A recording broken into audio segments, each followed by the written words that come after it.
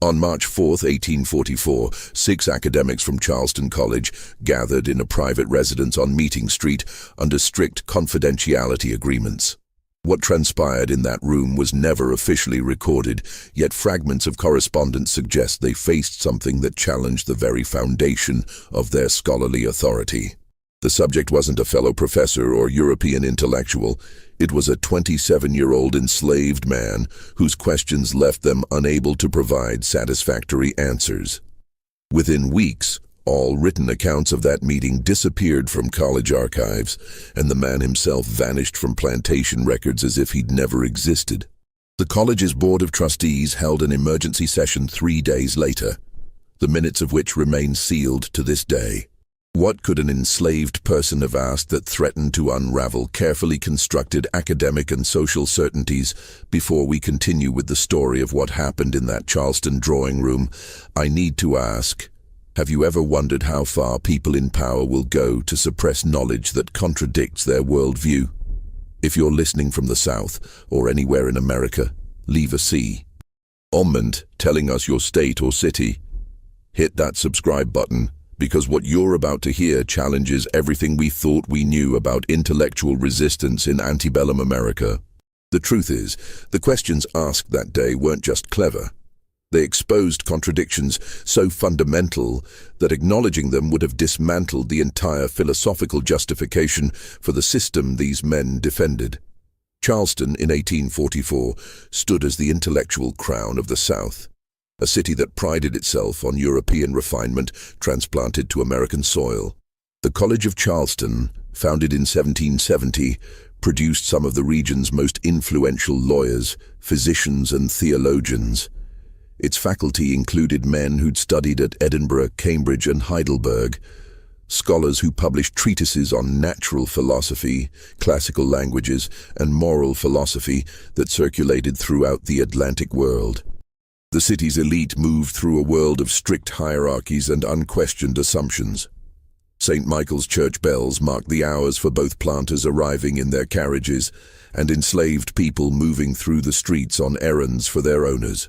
The Charleston Library Society's reading room buzzed with debates about agricultural innovation, railroad expansion, and the latest European philosophical movements, while the city's auction houses conducted their grim business of human sales just blocks away. Among the plantations in the surrounding low country, the Gadsden estate on the Ashley River represented old wealth and traditional values. Colonel Marcus Gadsden maintained a reputation for discipline and order, running his rice plantation with military precision learned during his service in the War of 1812. His 300 acres of carefully maintained rice fields produced consistent yields, and his holdings included 47 enslaved people whose labor sustained his family's position in Charleston society. The enslaved community on the Gadsden plantation developed its own hidden networks of knowledge and resistance. Information passed through songs, coded conversations, and stolen moments of literacy, despite laws that made teaching enslaved people to read a criminal offense. Some had been literate before enslavement, capturing their knowledge and passing fragments forward through whispered lessons and memorized texts. Daniel had arrived at the Gadsden plantation in 1832 as part of an estate settlement purchased along with his mother from a failed tobacco operation in Virginia. The records listed him as 12 years old, valued at $400, with a notation that he showed aptitude for house service. His mother, listed only as Bess, was assigned to the kitchen, where her skills with preserving and cooking had been noted by the previous owner. What the records couldn't capture was what Daniel carried in his mind. His previous owner, a physician named Dr. Ambrose Fletcher, had maintained an extensive library and had permitted Daniel's mother to clean his study. During those cleaning sessions, young Daniel had discovered books. Dr. Fletcher, elderly and increasingly forgetful, sometimes left volumes open on his desk. Daniel would memorize pages during the brief moments he had access, storing words and concepts that he couldn't yet fully understand. The Fletcher household in Richmond had been different from most. The elderly doctor, a widower whose children had moved north, maintained peculiar habits born from loneliness and absent-mindedness.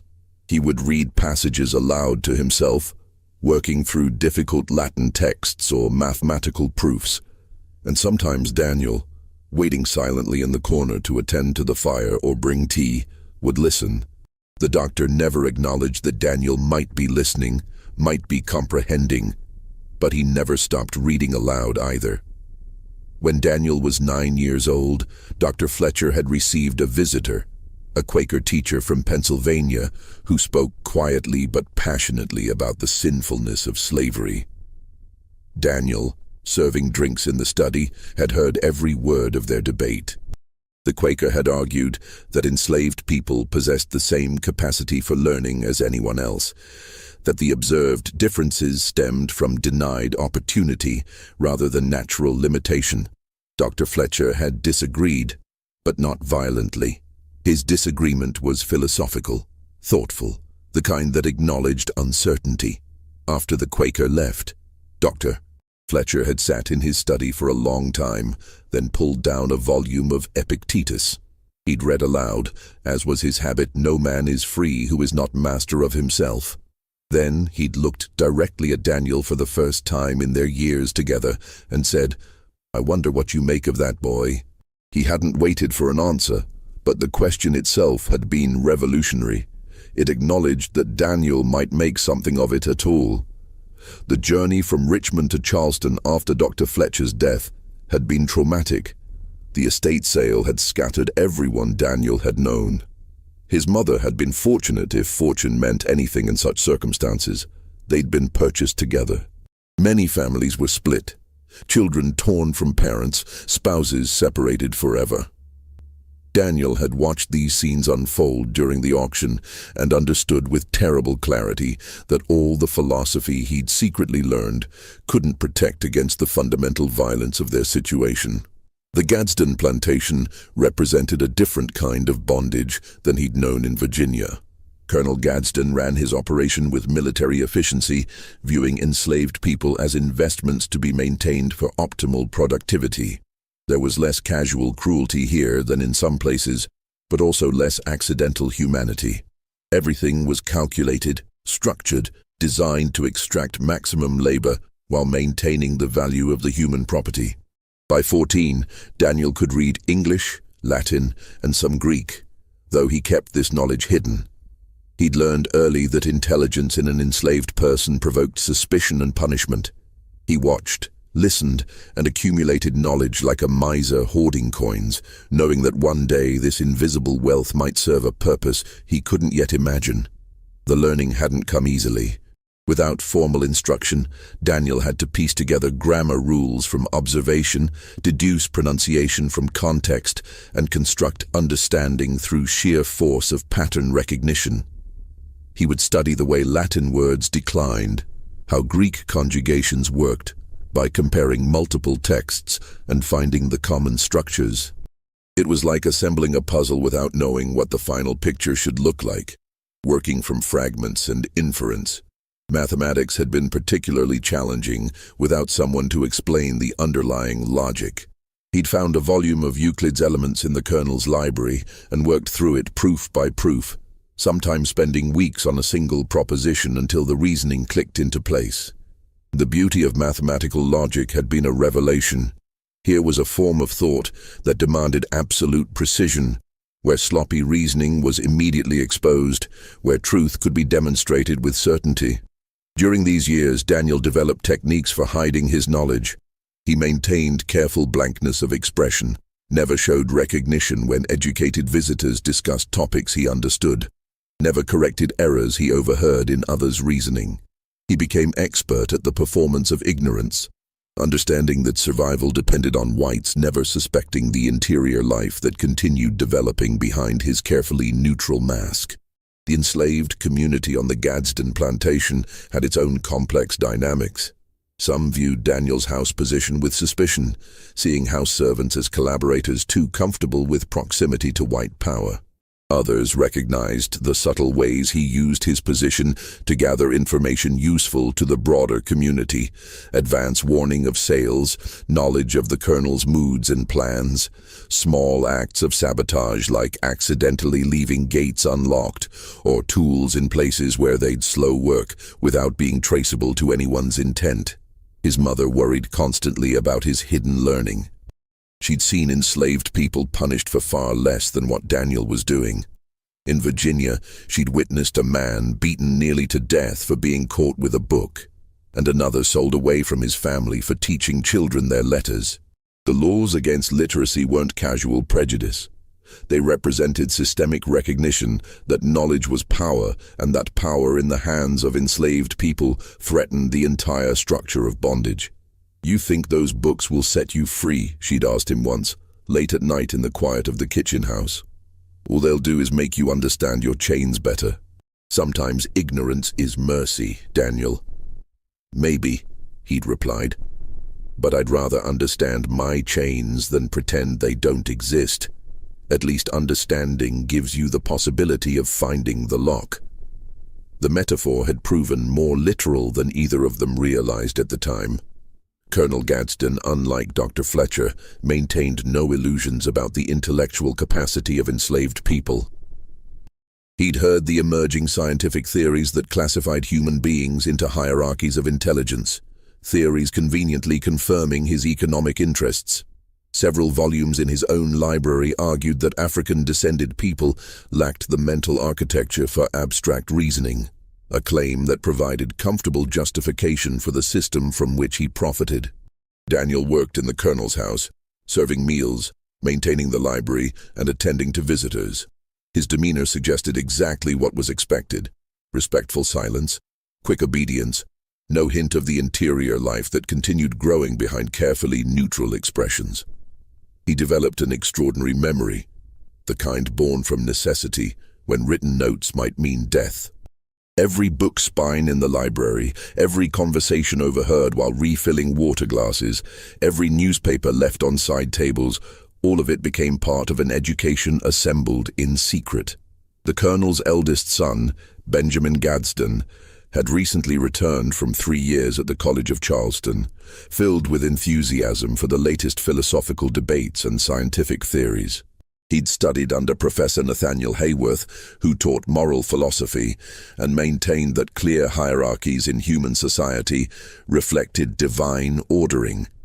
Benjamin often held forth at dinner parties, repeating his professor's arguments about natural law and social order, while Daniel stood near the sideboard, refilling wine glasses and absorbing every word.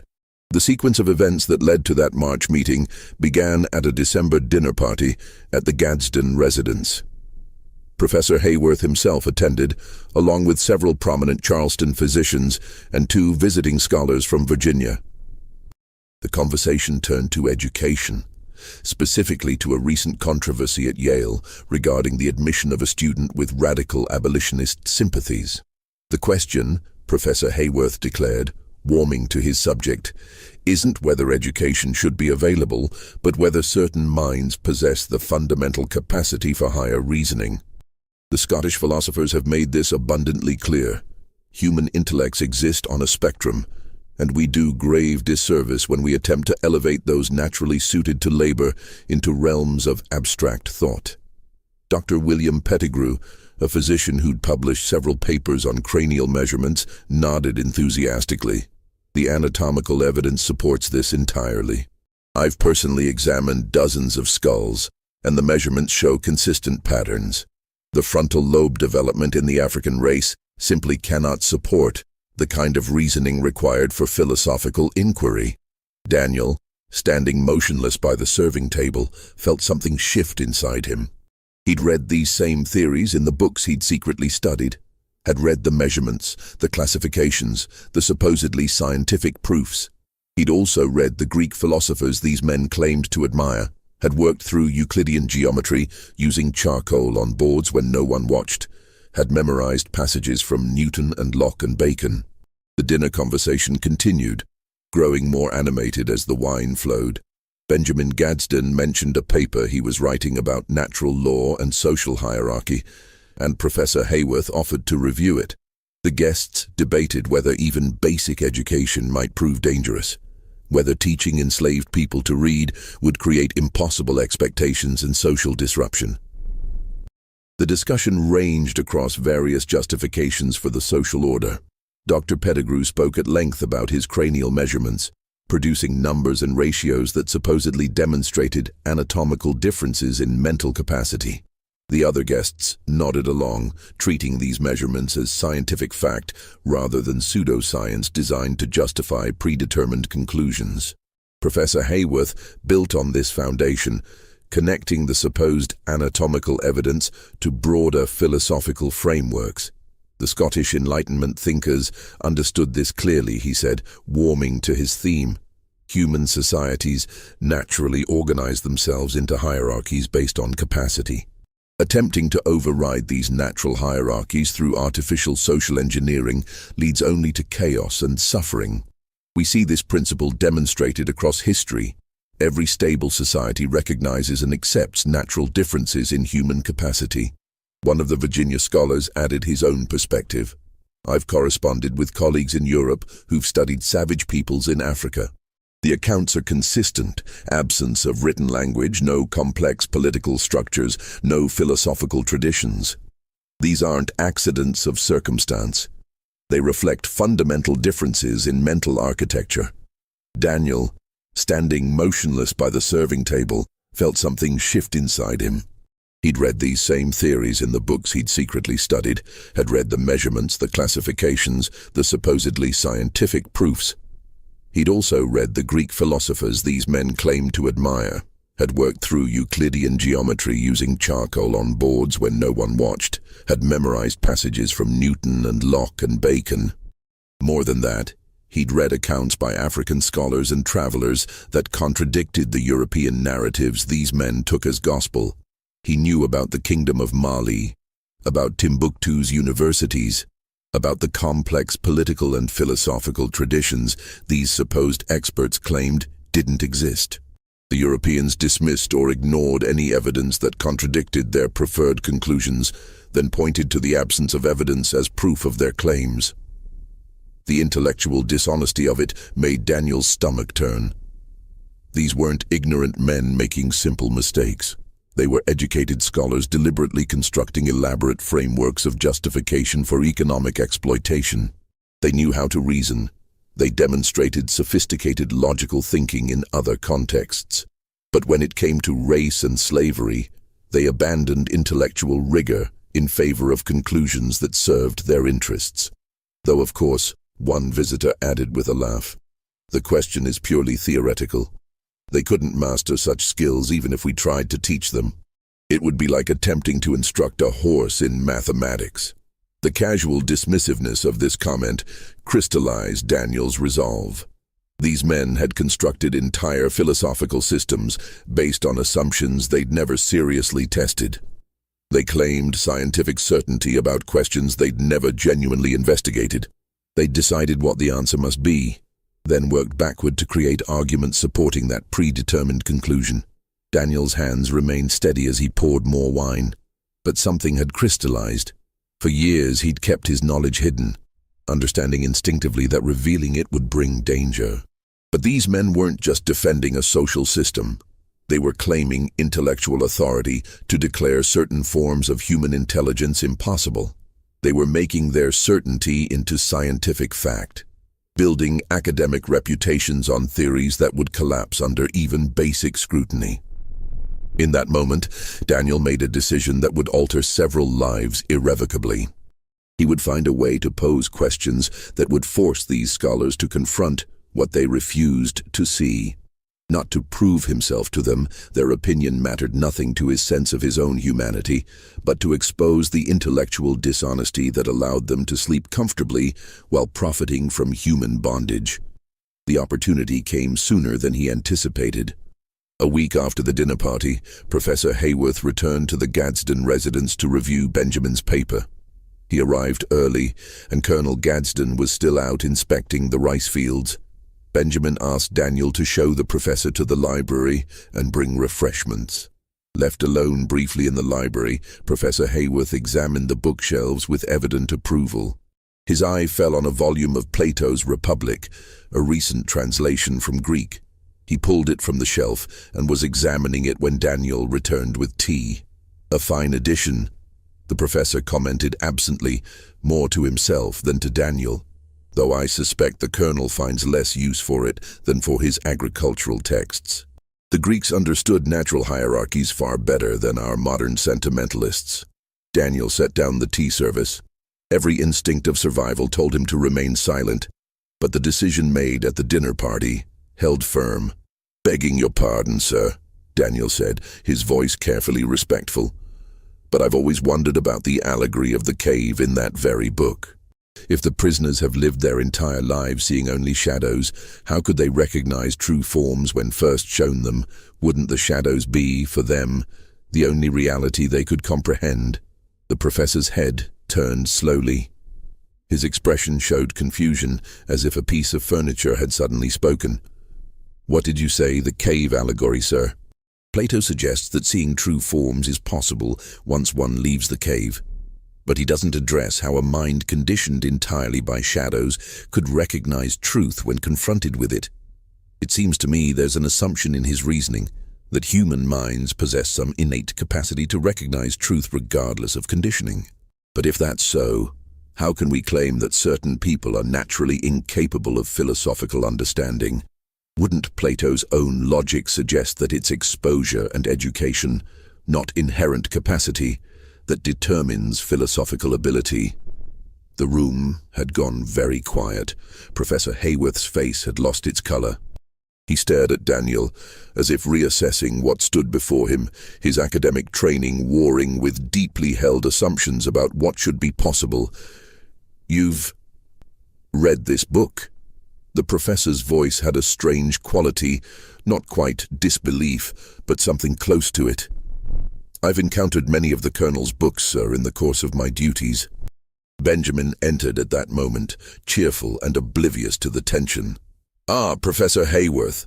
My apologies for keeping you waiting. I have my paper ready for your review." "Daniel, you may go." Daniel left, but he'd seen the professor's expression. The question had landed like a stone thrown into still water, sending ripples outward. The evening after Professor Hayworth's visit, Daniel understood he'd crossed a line from which there could be no return. He'd expected punishment, perhaps immediate and severe.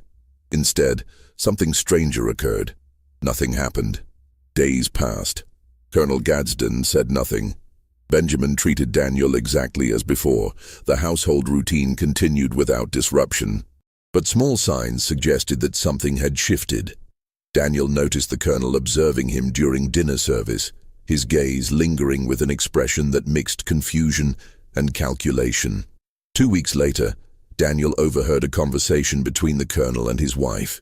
He'd been cleaning the hallway outside the drawing room when their voices carried through the partially open door. "Hayworth claims the boy quoted Plato at him," the colonel said, his tone skeptical. "He's convinced himself that he witnessed something remarkable. I told him it was likely something Daniel overheard Benjamin discussing, repeated back without true understanding. Mimicry, nothing more. But Nathaniel described it as a question, not mere repetition," Mrs. Gadsden replied. "He said it demonstrated understanding of the philosophical argument. Then Hayworth is a fool. Next, he'll be claiming that horses can debate theology because one whinnied at the right moment during Sunday service. Yet the colonel's dismissiveness didn't quite mask an undercurrent of uncertainty. The incident had disturbed the comfortable certainty of his worldview, created a small crack in the intellectual edifice that justified his entire way of life. For Daniel, the colonel's reaction clarified something crucial. It wasn't enough to simply demonstrate knowledge in a brief exchange. The comfortable explanation of mimicry allowed these men to dismiss anything that contradicted their assumptions. To truly challenge their certainty, he would need to demonstrate sustained reasoning, the kind that couldn't be explained away as parroting overheard conversations. He began planning carefully. In the library, he had access to the colonel's extensive collection. He knew which books Benjamin studied at college, which philosophical questions occupied the attention of Charleston's intellectual class.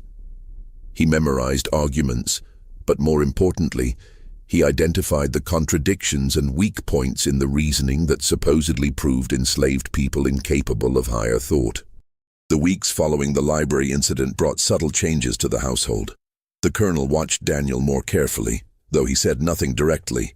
Benjamin seemed oblivious to any tension, but Mrs. Gadsden had noticed something.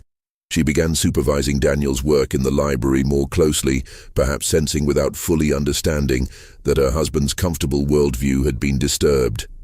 In the enslaved quarters, word of what Daniel had done spread quickly. The community's response was mixed. Some viewed it as dangerous foolishness that might bring punishment on everyone. Others saw it as a small act of resistance, a moment of truth that punctured the lies whites told themselves about their superiority. An older man named Jacob, who worked the rice fields and had survived 40 years of bondage through careful submission, pulled Daniel aside one evening. "Boy, I know you think you're being clever, but you're playing a game you can't win. Those white men, they'll never admit you're as smart as them. All you're doing is making yourself a problem they need to solve, and their solution won't be to set you free." Daniel nodded, recognizing the wisdom in Jacob's warning. "You're right," he said, "but I'm tired of pretending to be stupid to make them comfortable. Maybe I can't win, but I can make them uncomfortable with their own logic. And what does that get you except sold downriver? Maybe nothing. But if I spend my whole life pretending to be what they say I am, haven't I let them win anyway?" Jacob had no answer to that. The question touched something deep, the constant negotiation between survival and dignity that every enslaved person faced daily. The moral philosophy that these scholars taught rested on several foundation stones. They claimed that natural law established hierarchies, that certain races possessed inherently limited mental capacity, that social order reflected divine planning, and that attempting to educate those naturally suited to labor violated the proper ordering of human society. These weren't just idle prejudices, they were formal philosophical positions taught in classrooms and defended with supposedly rigorous logic. Daniel identified the circular reasoning at the heart of their position. They claimed enslaved people couldn't reason abstractly, while simultaneously denying them access to education that would develop abstract reasoning. They measured skulls and declared certain measurements indicated inferior intelligence, while refusing to acknowledge that nutrition, childhood development, and educational opportunity might affect physical development. They cited lack of civilizational achievement while ignoring centuries of systematically destroyed African cultures and stolen accomplishments. More subtly, their philosophy contained internal contradictions. If natural law established clear hierarchies, why did maintaining those hierarchies require such elaborate legal structures and constant enforcement? If certain minds truly couldn't grasp abstract concepts, why prohibit education so strictly? Why fear books and literacy if they were truly useless to those they claimed to be teaching? The answers to these questions were obvious once you stopped accepting the scholars' framing. The system required elaborate enforcement precisely because the claimed natural hierarchies didn't exist. They had to be artificially maintained through violence and legal restrictions. Education was prohibited because it would expose the lie at the heart of the system. Books were feared because knowledge was power, and power in the hands of enslaved people threatened the entire structure of oppression. Daniel spent hours in the library, identifying specific contradictions in the philosophical texts that defended slavery. He found passages where authors undermined their own arguments, places where logic broke down under examination, assumptions that crumbled when questioned. He prepared himself, not just with knowledge, but with specific challenges designed to expose these fundamental weaknesses. In late January, Daniel encountered a traveling minister named Reverend Thomas Ashworth visiting the Gadsden home. The Reverend had published a treatise arguing that slavery represented a divine institution ordained by scripture and natural law. He'd brought copies of his book to present to the colonel. While serving dinner, Daniel overheard Reverend Ashworth defending his position. Scripture is explicit on this matter. The curse of Ham, the Apostle Paul's instructions to servants, the clear hierarchies established in both Old and New Testaments, all support the divine ordering of society as we see it. Later, while clearing dishes, Daniel spoke quietly. "Reverend, I wonder if I might ask a question about your interpretation." The minister looked up, surprised, but not immediately hostile. Religious men sometimes indulged questions from enslaved people, seeing it as an opportunity to demonstrate piety. If the curse of Ham justifies enslavement of his descendants, Daniel asked carefully, how do we determine who those descendants are? The Genesis account specifies that Ham's son Canaan was cursed, not Ham himself.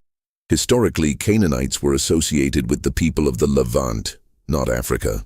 The connection between Ham and African peoples seems to be a later interpretation, not a biblical one.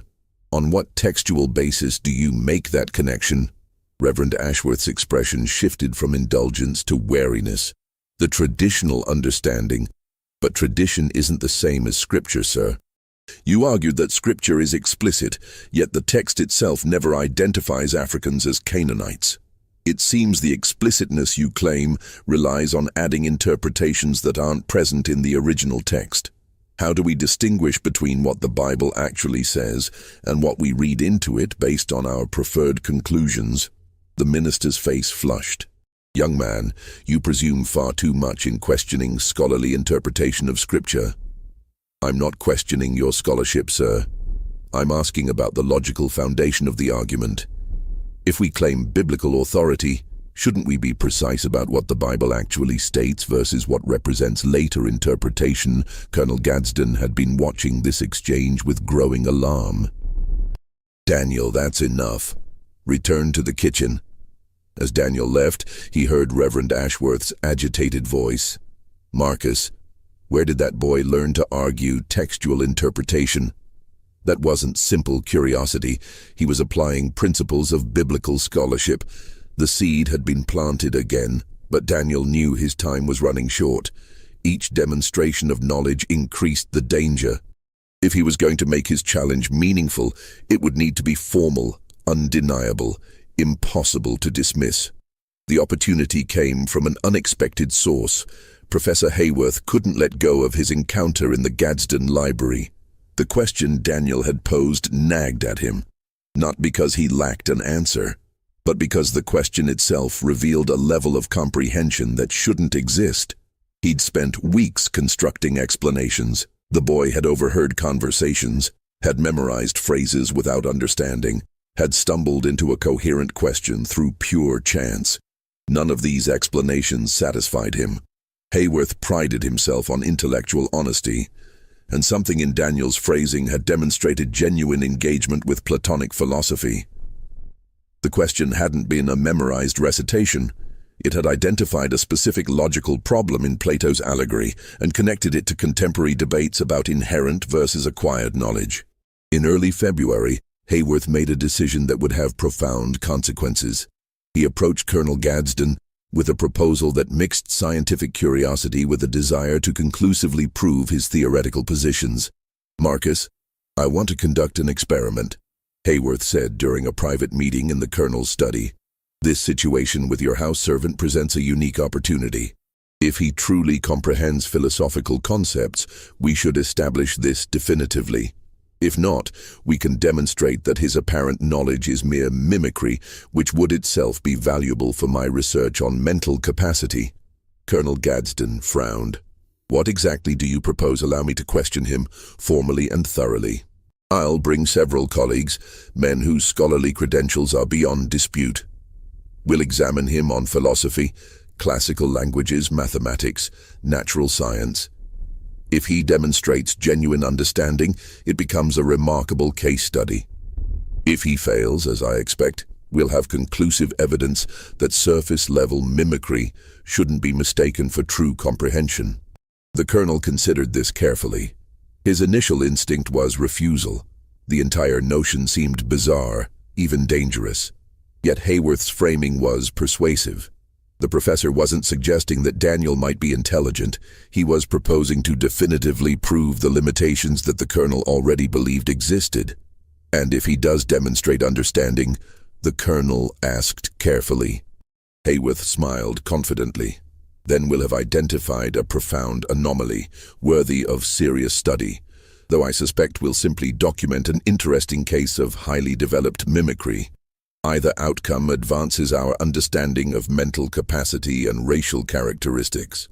What Hayworth didn't fully articulate, perhaps didn't fully acknowledge to himself, was his deeper motivation.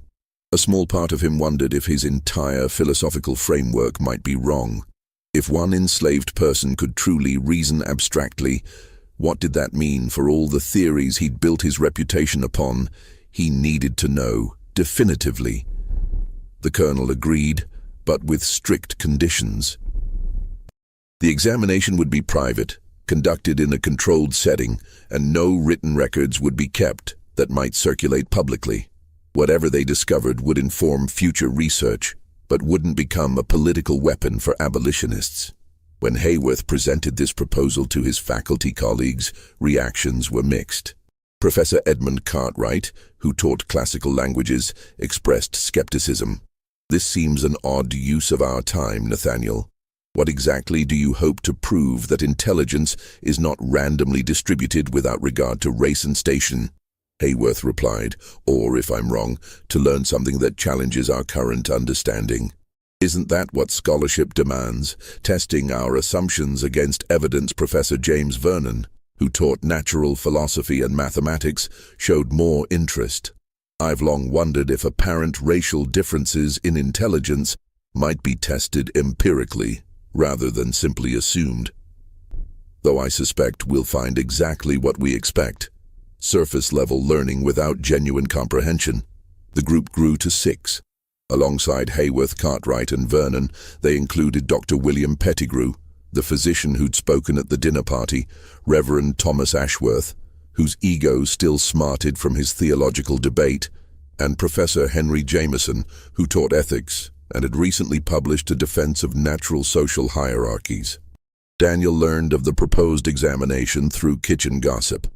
One of the other house servants had overheard the colonel discussing it with his wife. The news spread through the enslaved community with the speed of wildfire. "They're planning to test you," his mother told him one evening in the kitchen house, her voice tight with fear. "Daniel, this is dangerous. Whatever you've been doing, you need to stop. Play dumb. Tell them you don't understand their questions. They're not going to free you for being smart. They're going to punish you for it."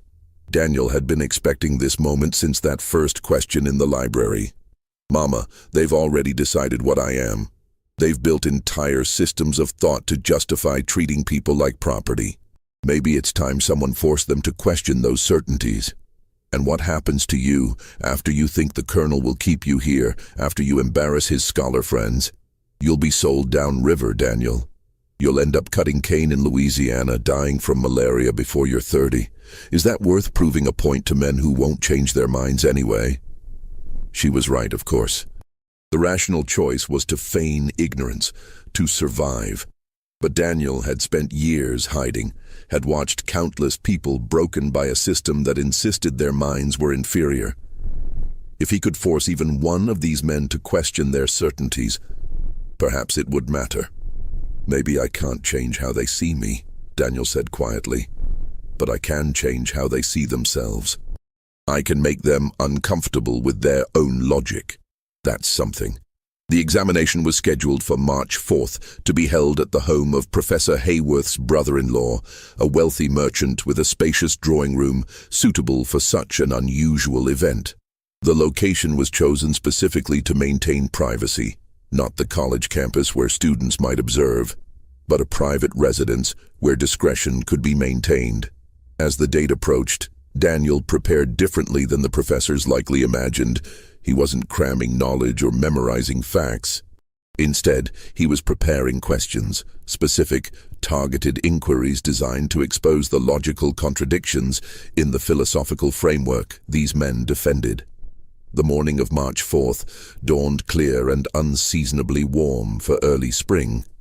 Daniel rode to the examination in the Colonel's carriage, sitting in the servants' area, while Colonel Gadsden reviewed papers inside. The Colonel had said little about what would happen, had given no instructions beyond answer their questions honestly. The residence on Meeting Street belonged to Harrison Whitfield, a cotton merchant who'd married Professor Hayworth's younger sister. The drawing room had been arranged like a formal academic examination, with a single chair positioned before a semicircle of seats where the 6 scholars would sit. A small table held books, papers, and writing implements, evidence that the professors had prepared specific tests. The 6 men assembled, their expressions ranging from scientific curiosity to barely concealed hostility. Reverend Ashworth in particular seemed eager to avenge his earlier embarrassment. Dr. Pettigrew had brought calipers and a notebook, apparently intending to take measurements to correlate with whatever intellectual capacity they discovered. Professor Hayworth began with a preamble that revealed both his intentions and his anxieties. We're gathered today for an unusual examination. Our subject is a house servant named Daniel, property of Colonel Marcus Gadsden, who has demonstrated what appears to be remarkable aptitude for learning. Our purpose is to determine whether this apparent aptitude represents genuine comprehension or, as we suspect, sophisticated mimicry without true understanding. We'll proceed systematically through various areas of knowledge. Daniel, you may sit. Daniel took the indicated chair. He maintained the demeanor expected of him, respectful, deferential, eyes appropriately downcast when not directly addressed. Let them believe they controlled this encounter. Professor Cartwright, the classicist, began. He opened a Greek text, Aristotle's Nicomachean Ethics, and pointed to a passage. Can you read this? Daniel scanned the Greek text. Yes, sir. Every art and every inquiry, and similarly every action and pursuit, is thought to aim at some good, and for this reason, the good has rightly been declared to be that at which all things aim. It's the opening of the Nicomachean Ethics. Cartwright's eyebrows rose. You recognize the text. Can you translate the next paragraph? Daniel did so, accurately rendering Aristotle's Greek into clear English. The professors exchanged glances. Cartwright continued, selecting increasingly difficult passages, including some with archaic vocabulary and complex grammatical constructions. Daniel handled each one.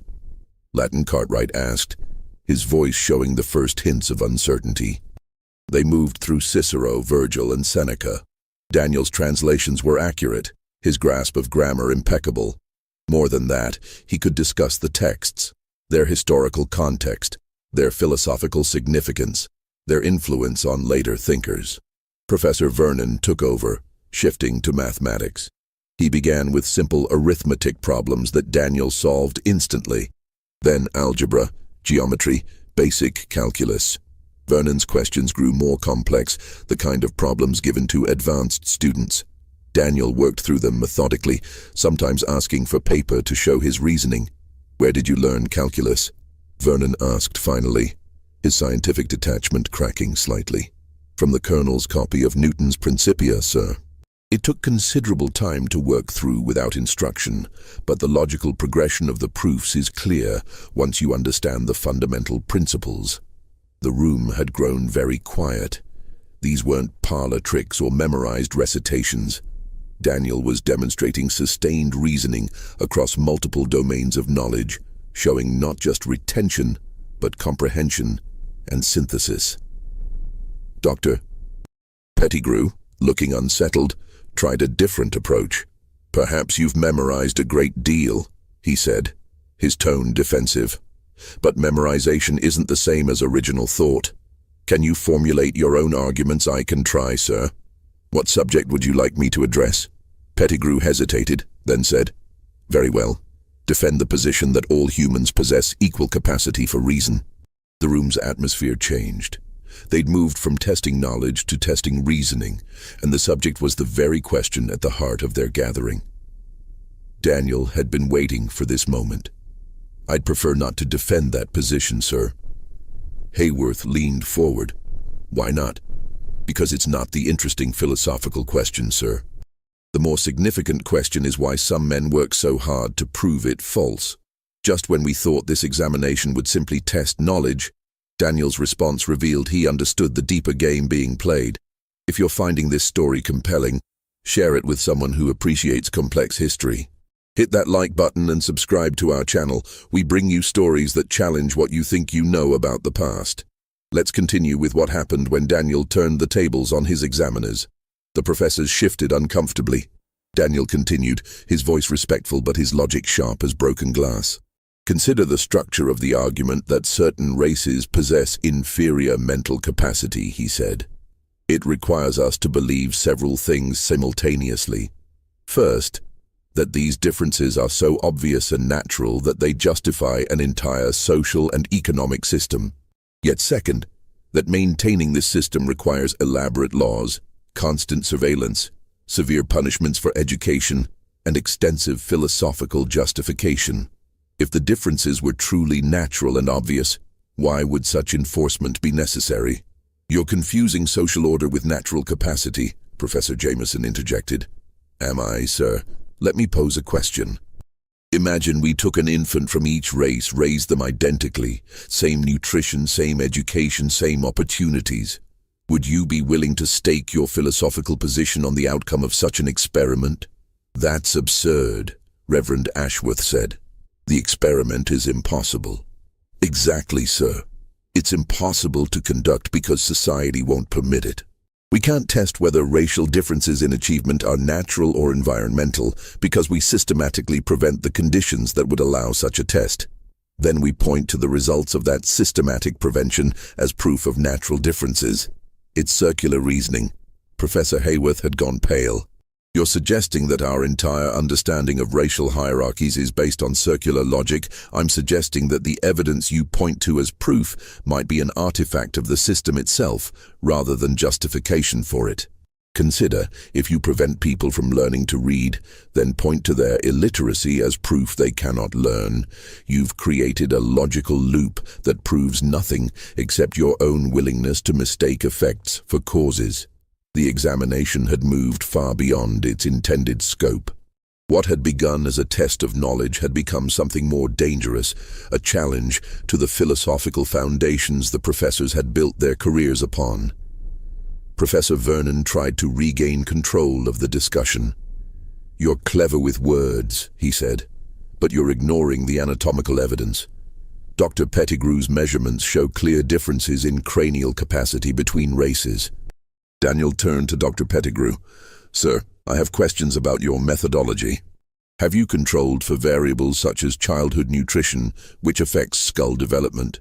Have you measured skulls from people of African descent who've had access to adequate food and health care from birth?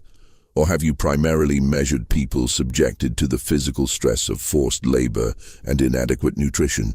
Then attributed the results to race rather than circumstance, Pettigrew's face flushed. The measurements are consistent across populations. Consistent, yes. But correlation isn't causation. Surely you learned that principle in your medical training. If every African-descended person in your study has experienced similar deprivations, then consistent measurements might indicate the effects of those deprivations rather than inherent racial characteristics. Have you measured wealthy Africans' African nobility, or only enslaved people and their descendants? The doctor had no answer. The truth was, his measurements had been taken almost exclusively from enslaved people and free blacks living in poverty. He'd never considered that the conditions of their lives might affect the physical development he measured. Reverend Ashworth tried a different tack. Your facility with argument doesn't change divine law. Scripture ordains the social order we see. Then let me ask about divine law, Reverend. If God created all humans in his image, as Genesis states, how can some bear that image more fully than others? Either we all equally reflect divine creation, or Genesis is false. You can't claim biblical authority for racial hierarchy without contradicting the Bible's foundational claim about human nature, the curse of Ham. We've discussed this, sir. The text doesn't support your interpretation. You're reading your preferred conclusion into ambiguous scripture, then claiming divine authority for that conclusion. That's not biblical interpretation. It's using the Bible as a prop for positions you've already decided to hold. The room had erupted into heated argument. The professors weren't debating Daniel anymore. They were debating each other, their certainties cracking under the pressure of questions they'd never seriously considered. Professor Hayworth, who'd initiated this entire examination, sat silent. He was experiencing a moment of genuine intellectual crisis. Every question Daniel posed exposed assumptions Hayworth had never examined. The logical framework he'd built his career upon was revealing itself as exactly what Daniel suggested: a sophisticated rationalization for economic interests, dressed in philosophical language, but lacking rigorous logical foundation. Professor Jameson, perhaps sensing Hayworth's crisis, attempted to end the examination. This has gone far enough. We came to test knowledge, not to be subjected to sophistry. Is it sophistry to ask for logical consistency? Daniel asked quietly. You teach ethics, Professor Jameson. I've read your published work on natural law and moral philosophy. You argue that ethics must be grounded in reason, and that examining our assumptions is the foundation of philosophical inquiry. I'm simply asking you to apply those principles to your own assumptions about race and human capacity. The social consequences of questioning these foundations would be catastrophic, Jameson replied, his voice strained. For whom, sir? Not for those already experiencing catastrophe as the objects of this system. You mean the consequences would be uncomfortable for those who benefit from current arrangements. But since when is avoiding discomfort an adequate reason to abandon logical rigor and intellectual honesty? The examination had collapsed into chaos. Some professors were shouting at each other. Dr. Pettigrew had gathered his papers and was preparing to leave. Reverend Ashworth's face had gone red with anger, though whether at Daniel or his colleagues was unclear. Colonel Gadsden, who'd been observing from the edge of the room, finally intervened. Gentlemen, I believe we've concluded our examination. Professor Hayworth found his voice. Marcus, I must speak with you privately. They withdrew to an adjacent room along with the other professors. Daniel remained in the drawing room, uncertain what would happen next. Through the closed door he could hear raised voices, though not specific words. The meeting lasted nearly an hour. When they emerged, the professors' expressions ranged from troubled to furious. Professor Hayworth approached Daniel directly. You've demonstrated remarkable learning, he said carefully. But you must understand the danger of what you've done today. Knowledge without proper context, without guidance, can be destructive. These questions you've posed, they can't lead anywhere productive. With respect, sir, they've led to this moment. 6 educated men confronted with questions they couldn't satisfactorily answer. Isn't that where all genuine philosophy begins? With questions that challenge comfortable certainties? Hayworth had no response. He turned to Colonel Gadsden. We should discuss this further, privately, at a later date. The aftermath of that March 4th examination moved swiftly and decisively, though the full scope of what happened would only become clear years later through fragmentary evidence. Within 3 days, the College of Charleston's Board of Trustees held an emergency session. The official minutes recorded only that certain matters regarding faculty research required immediate attention. The substance of their discussion remained unrecorded, but the outcome was clear. Any written accounts of the examination were to be collected and secured, and the participating professors were strongly encouraged to refrain from discussing the event publicly. Professor Hayworth, whose intellectual crisis had been visible to everyone present, took a sudden sabbatical. He withdrew from teaching for the remainder of the academic year, claiming health concerns. His personal correspondence from this period, preserved in family papers, reveals a man wrestling with profound doubt about positions he'd previously held with certainty. In a letter to his brother, Hayworth wrote, I have encountered something that challenges every assumption upon which I've built my scholarly work. I cannot, in good conscience, continue teaching ideas I now suspect are elaborate justifications for economic exploitation rather than philosophical truth. Yet acknowledging this publicly would destroy my career and undermine the very foundations of our society. I am trapped between intellectual honesty and practical necessity. The other professors responded in various ways. Dr. Pettigrew doubled down, publishing a paper later that year arguing even more vehemently for racial hierarchies based on anatomical measurements, though colleagues noted a defensive quality to his reasoning that hadn't been present in earlier work. Reverend Ashworth left Charleston entirely, accepting a position at a small seminary in Georgia. Professor Jameson became noticeably less certain in his lectures on ethics, occasionally posing questions to students that seemed designed to make them uncomfortable with easy certainties. As for Daniel, his fate unfolded exactly as his mother had feared. Colonel Gadsden, faced with an enslaved person who'd embarrassed his scholarly friends and potentially undermined the ideological foundations of the system from which he profited, made a swift decision. Within 2 weeks of the examination, Daniel was sold. The transaction was handled quietly through a slave trader named Cyrus Hammond, who specialized in difficult cases, enslaved people who'd caused problems for their owners and needed to disappear from local communities.